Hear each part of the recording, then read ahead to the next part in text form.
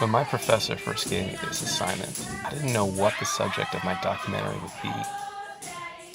I knew I wanted to film something raw, something real, something that encapsulated the depth of the human spirit. I always loved theater. I was a shy kid growing up, and acting helped me to break out. I felt more comfortable being on stage in front of people than I was in the hallways surrounded by them.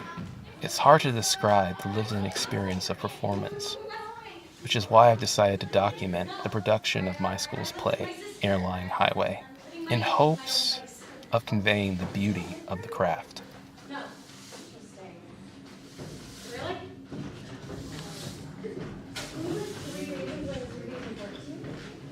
Wait, are you recording this? You can't just record people. Wait, what's wrong with her? Zoe, turn it off. No, I was just...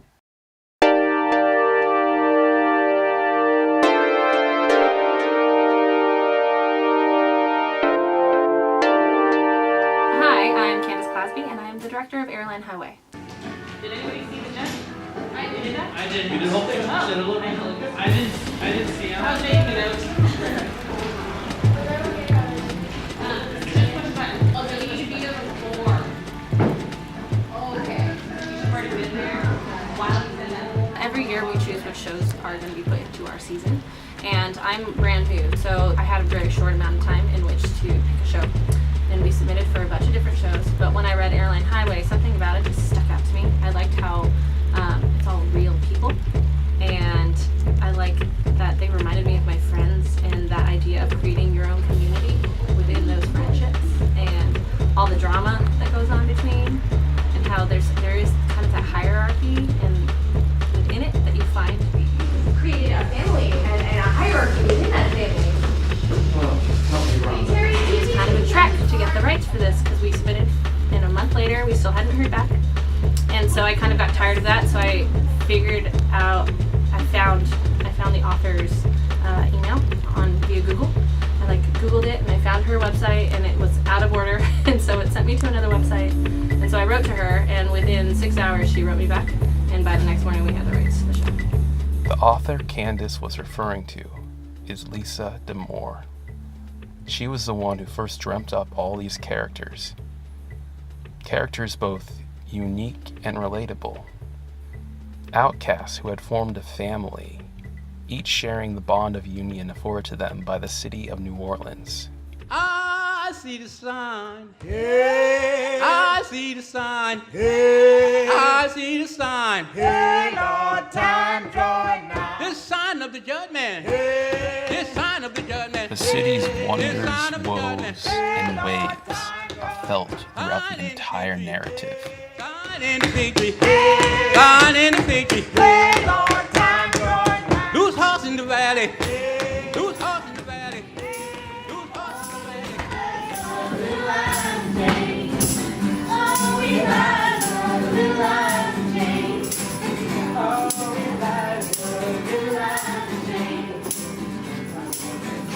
Casting, so there's a lot of challenges because originally there were 22 people, now we're down to 19 people in the show. But I think it's just making sure the ensemble, because they don't have a lot of lines, there are barely any lines, making sure they feel like they're still part of that community, that they're not just ensemble. 2 weeks ago, we needed to recast the role, and Rebecca was on it from day one. She came in the second day and had lines almost fully memorized. I am playing the part of Zoe in this play. She's the 16-year-old.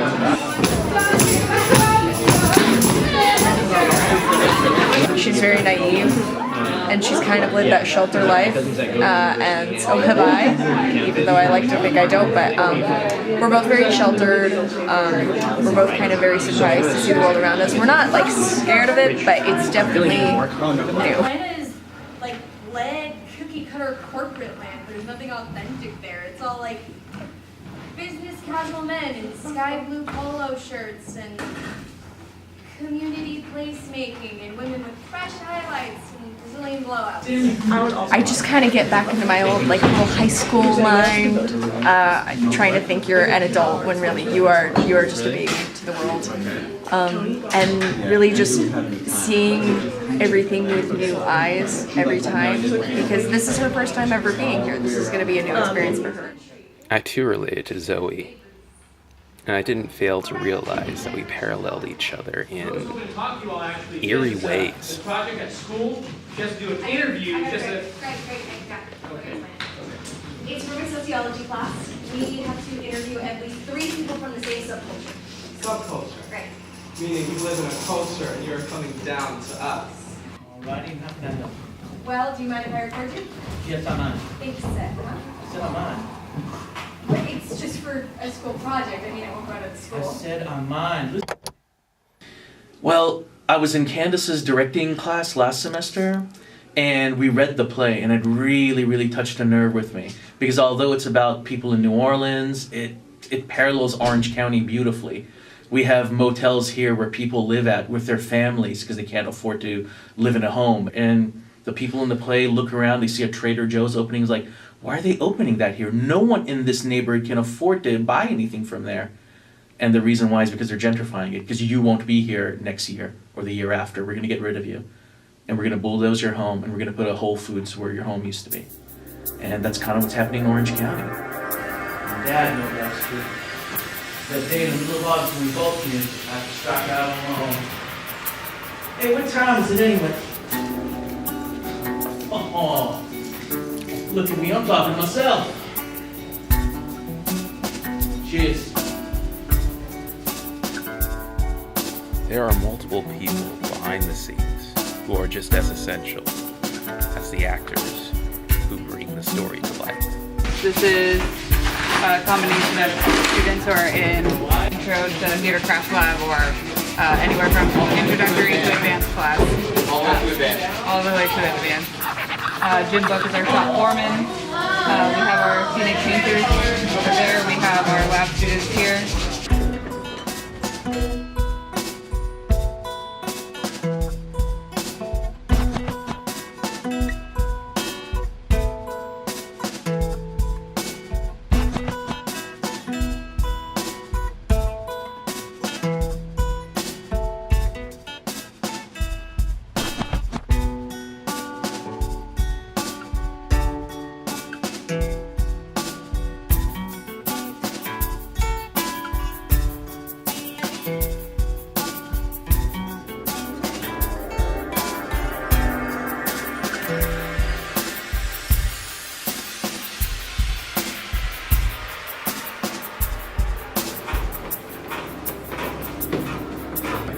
Hi, I'm Rachel Bailey, and I'm performing the role of Krista. I got involved with this department about a year ago, and I heard that they were doing this show, and I heard what it was about, and it seemed really interesting to me, and it seemed like it would be something that was a challenge for me to do, so I jumped at the opportunity to do the show. Paralegal assistant. Really? Where? It's downtown. I take the bus over from the West Bank. Oh, so you don't live here? This show is really difficult as far as like the emotions that have to come out of the characters, and it's been a fun challenge. Because I cannot know what Tanya does when her friends come to visit. Okay, all right. I mean, but really, when you know what's going on here. Krista, who knows who's watching us right now? I mean, you could be wearing a wire. I ain't wearing no wire. Krista! To try to find something that you relate to in every character that you portray. But I relate to this character in her feeling of like not being able to get over a guy and being heartbroken and still trying really hard to keep it together and keep it everything, like make yourself okay. Standing on her hands in the middle of a giant champagne glass. Then arching her back and reaching her toes first to her head, then to her hands, and then standing back up. Then taking a bottle of champagne and somehow pouring it onto her shoulder here so that it flowed straight down her arm, off her fingers, and into the mouth of some guy. Who's gonna remember us? What? Nothing. Nothing. Forget it. You taking the bus? No, I got friends picking us up. Actually, I heard about it the day before auditions, and I had a job at the time, and I convinced myself to quit and actually do the show over it. So yeah, best decision though. First off, Tanya is 38 and I'm only 21, so I can't really relate to her in that way. Obviously, I've never had a kid, and she has had 3 kids and given them up. The kids I gave up when times were really bad. Yeah, she's turning 20 and she's trying to find her birth mom. What are you gonna do? I don't know what. She's very complicated and a little bipolar in a way. Here I am! Here I am! Yeah, I love the role of Tanya, and it's probably one of the hardest roles I've ever had, but I'm excited to play her. Be my husband and be your wife. Be my husband and be your wife. Be my husband and I play the role of Sissy Nana. My 4th year at this 2-year institution, and this play, I heard about it and I thought the role would be really great, so I came to audition for it. She is a gender non-conforming, cross-dressing, male versus female kind of powerful entity, and I think it's such a fun idea to play that role, especially now, like politically and socially, everything that's going on. Those who are forgotten and the general down and out. Miss Ruby welcomes you all. If you need to repent, well, she can show you how. And if you need a good spanking, well, she can take care of that too. Big boy, big boy, big boy. You promise?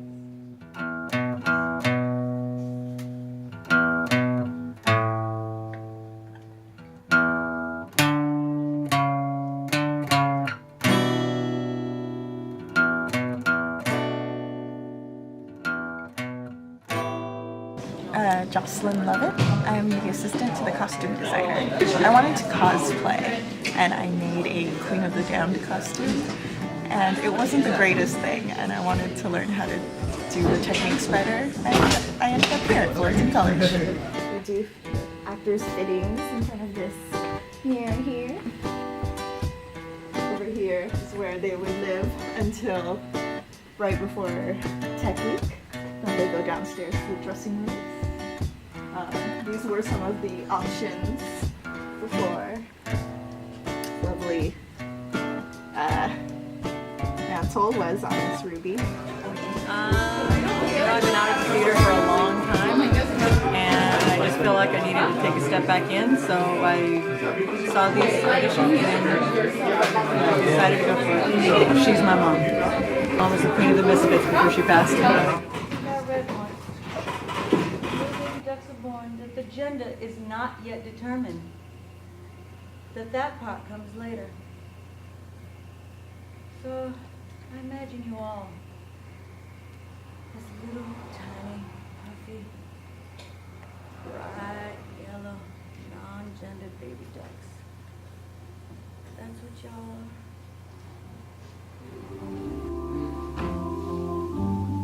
are. How do you revel in this moment? Letting go of what once was.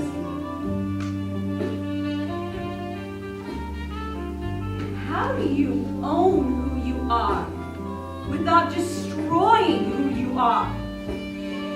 How do you defend your right to be you? To be authentic, to be here?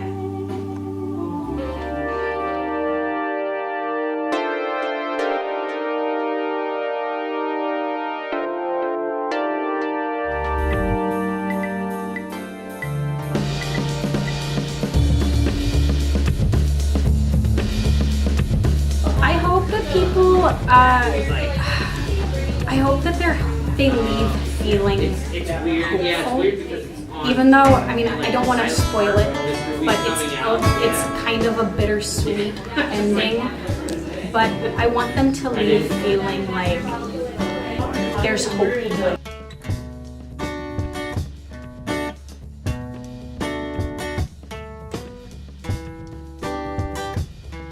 Them to suspend their belief for just a little while and sit back and just enjoy what everyday life for other individuals in different parts of the world or the country have to offer and what small communities have to bring. If you've ever lost someone in your life, you can connect to this show. If you've ever had couples drama, you can connect to this show. If you've ever found yourself going down a different path than the one you originally thought you were going to be on, you can connect to this show. So it's about survival and how to keep going no matter what is thrown.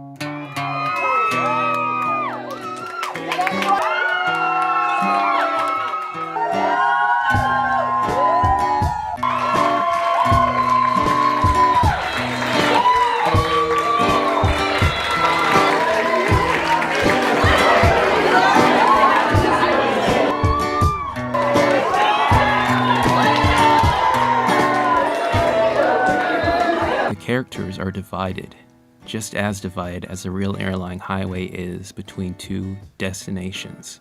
They are divided between old and new, between rich and poor, between life and death. Each stuck in their own loop, in their own limbo. Hopefully, the spirit of this play will inspire others to chart their own course, to walk down their own highway. What keeps you guys together? Bad luck? Bad tempers? No bullshit. No pretending. Holy shit. What? That's just a kick-ass title for my paper. Really? Yeah, you should be a writer. Sissy, you think we should? Let me see that.